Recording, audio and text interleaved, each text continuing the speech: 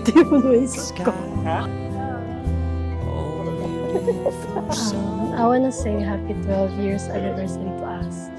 Congratulations dahil ako ang napang-asawa mo. Alam mo na isa sa mga ipapasaya sa akin ay tuwing tinatanong kita kung paano tayo nagkakilala. Dahil yun ang dahilan kung bakit tayo nandito. Akalain mo sa inuman ko lang pala makikilala ang papang-asawa ko. I won't give up on us. Surrounded by love and our cherished ones, I stand here in awe of the journey we've traveled together. From the early days of laughter and dreams, and to the joy of becoming parents to our son, Gavin. And when you're needing your space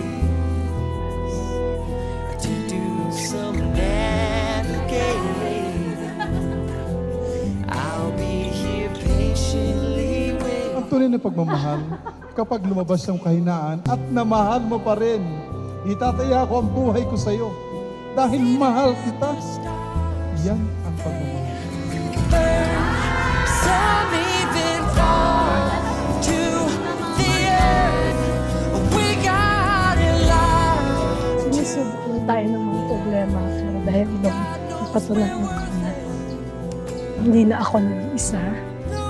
Ngayon, at sa mga susunod pang pagsubok, meron na akong tayo hanggang dulo.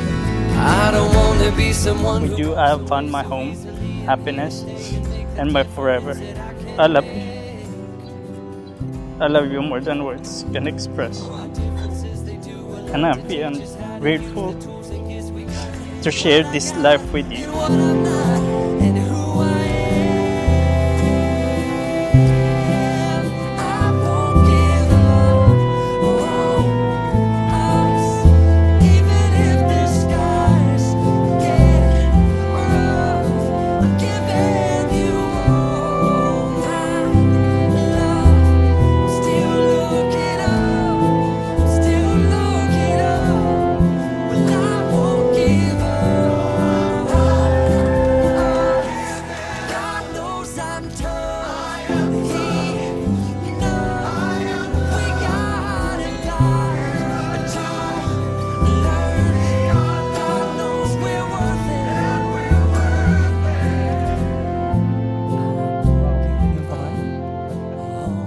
So halikan mo ang minamahal na asawa. If the skies get rough, Oo, tama I'm na. giving Sa lahat ng mga sacrifices mo sa mahabang pasensya at pag-aalaga, I am so lucky to have you. And alam ko, pag lumaki si Gabi, magiging proud siya dahil ikaw ang naging tatay na. I love you so much.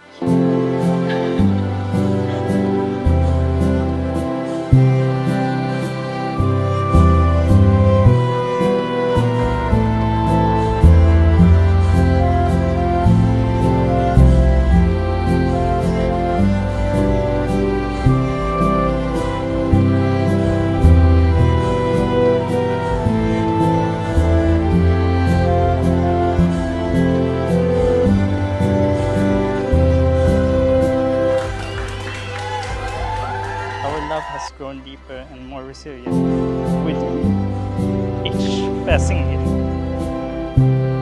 Today, I have made some promises for you.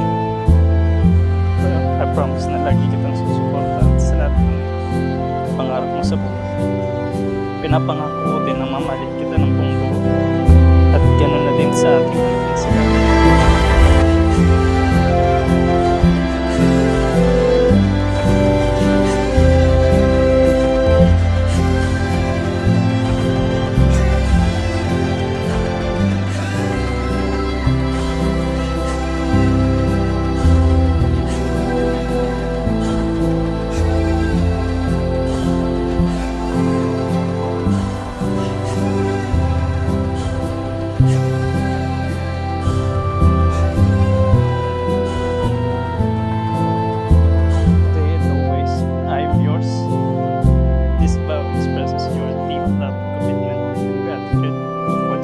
you've shared together.